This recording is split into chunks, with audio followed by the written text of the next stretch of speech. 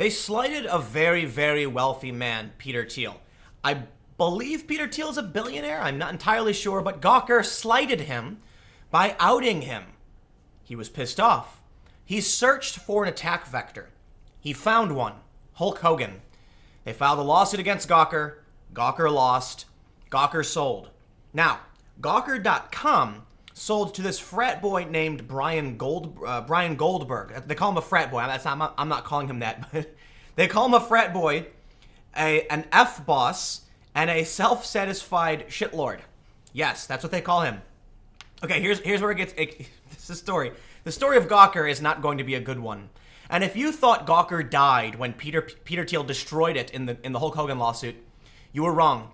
Because now the corpse of Gawker is being reanimated to become something in an inversion of what it was.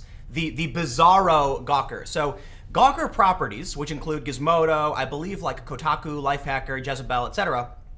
The properties are all pretty much far left progressive millennial. Now, Gawker.com sold to Goldberg, but the Gizmodo Media Group sold to Univision. I worked for Univision at a time when they launched something called Fusion, which was a joint venture between ABC News and Univision. ABC News eventually pulled out. And then eventually, Univision buys the Gizmodo Media Group because Gawker is no longer included in it. They get this network of websites, and then it becomes the Fusion. They pilot into the Fusion Media Group, whatever. And you basically have now another site. Fusion becomes Splinter. It's very complicated. I should ramble on the complicated stuff, but the point is, it's far left. When I worked for Fusion, they told me not to report the truth. I was told to side with the audience. That's what I was told numerous times. And I asked for clarification. I said, if there's a factual story, are you saying that we would not report the truth because it would be offensive to our audience? And I was told, I think that's fair, to the best of my recollection. Well, here's where it gets good, because you've probably seen it on the screen already.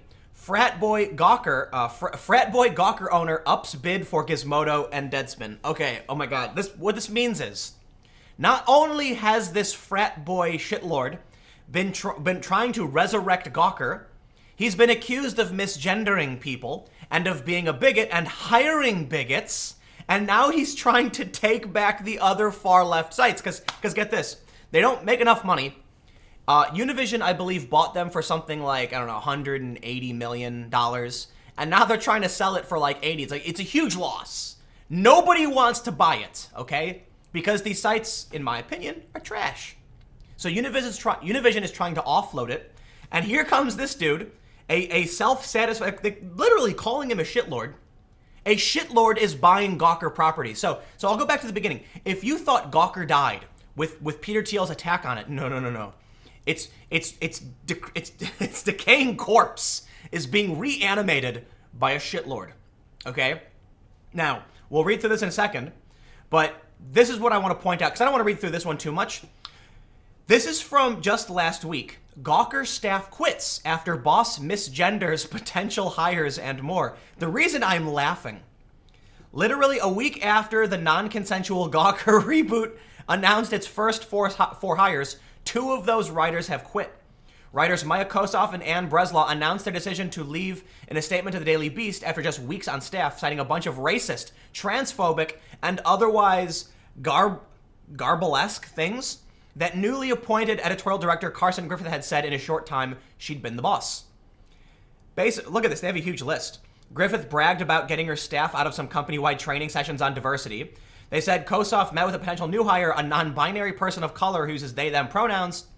And Griffith asked, LOL, is name redacted a girl? Oh my god. They cited Griffith saying it would be hard to hire writers of color because she thinks they're only good at writing about race.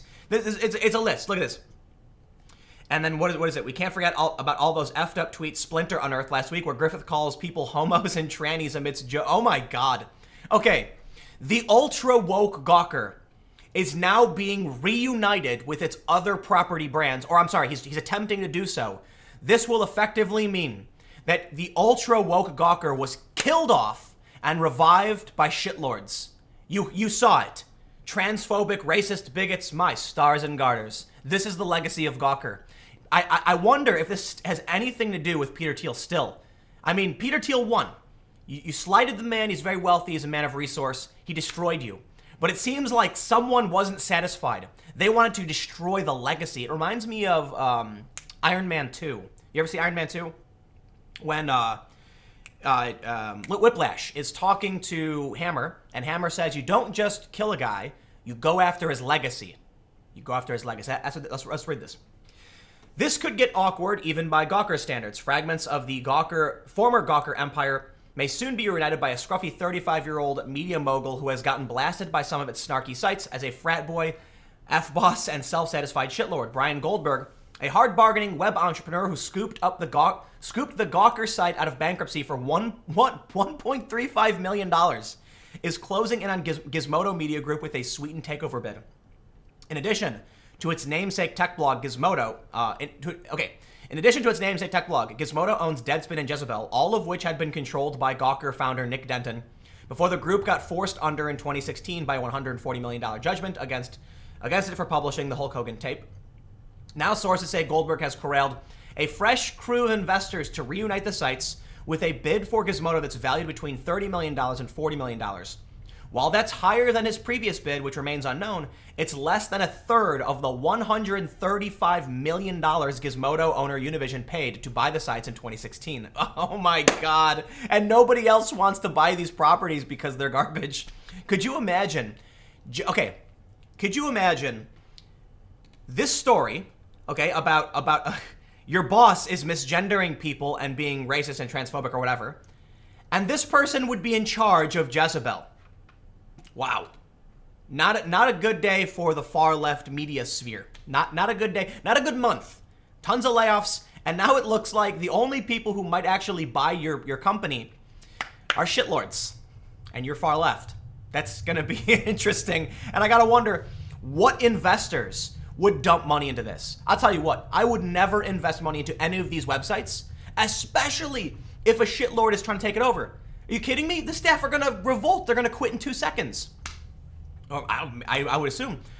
Goldberg's firm, Bustle Digital Group, which lately has been branded a last resort buyer of web assets, most recently scooping up the news blog Mike for less than $5 million, sent his offer to Univision's banker Morgan Stanley last week, a source said. A meeting to discuss Goldberg's offer was canceled abruptly Thursday, raising questions about Univision's interest in it. Univision declined to comment. The Onion, a profitable satirical site in which Univision owns a controlling stake, isn't part of the auction, sources said. Nevertheless, a Gawker reunion could rile scribes at Gizmodo sites who have relentlessly skewered Goldberg. In late November, on the day before he bought Mike, the company's 70-person unionized editorial staff got laid off. Writers at Gizmodo's Splinter site, also part of a union, wrote a sharp-tongued piece that branded Goldberg a fuckboss and encouraged Bustle Media employees via Twitter to unionize. And then so what does he do? You want to come at me? I'm going to buy your company. Oh, you're not going to enjoy that, are you? Things got worse 2 weeks ago when Splinter published a takedown of 4 new hires to run the revamped Gawker site, calling them media chuds and uncovering a host of bigoted tweets from its editorial director, Carson Griffith. Days later, Gawker's 2 new reporters quit, telling the Daily Beast that Goldberg refuses to listen to the women who work for him when it's convenient. A rep from Gawker said it is looking into the claims, but the public implosion has delayed the site's relaunch. Univision boss Vince Sadusky is reportedly eager to unload Gizmodo to refocus on the company's core Spanish language TV and web broadcasting businesses. I think Univision just wants to get rid of Gizmodo, a well-placed source said. They'll take the hit. When it put Gizmodo up for sale over the summer, sources said the company wanted $100 to $120 million for the sites. By December, it is believed that Univision would have settled for $80 million, which insiders said was around the amount of revenue the collection of sites brought in annually. But at that time, the only suitors for Gizmodo were Goldberg, who wasn't willing to pay that sum. A private equity firm, and Gannett, which became the surprise takeover target for hedge fund-backed media group MNG Enterprises. In addition to buying Gawker out of bankruptcy, Goldberg co-founded the sports site Bleacher Report and sold it in 2012 to Turner Broadcasting for more than $200 million. That sale helped fund the launch of Bustle Digital, which includes the women's site Bustle, Elite Daily, and Rachel Zoe's Zoe Report, whatever that. I don't know what those things are. But I have to wonder, right? So Bustle, is my understanding, it's like a women's site, so it's pretty woke. You know, hold on. I know some people who work in digital media, and I just want to say this before ending the story. It is believed that many of these people who run these ultra woke companies are anything but woke. I'm told that they're like young, white, wealthy, libertarian types who believe that they have a right to, I don't believe you have a right to lie to people to sell a product, okay? Some people do. So there are people who think it's fine for news outlets to publish fake news, slanted news, biased news, because if people want to read it, they want to read it. That's their choice. I disagree with that. That's fake news. But what they do is, at these blogs, is they slant it in such a way that it's using real information to misrepresent ideas so they get more traffic.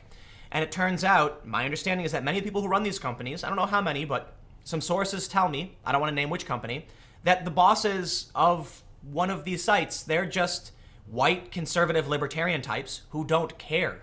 They don't care. They hire ultra woke people to produce rage bait and make money off of it. So let's just end by saying the legacy of Gawker is not going to be a pretty one, especially now that they hired a woman who is considered to be a shitlord from a boss who's considered to be a shitlord, and he's going to reunite. Look at this. You've got Deadspin, Earther, Jalopnik, Jezebel, Kotaku, Lifehacker, Splinter, all of it wrapped back together under the Gawker brand, united by a shitlord. And I wonder how that will come out. Yeah. Anyway, stick around. I got another video coming up at 1 p.m. and I will see you on the main channel, youtube.com/timcast at 4 p.m.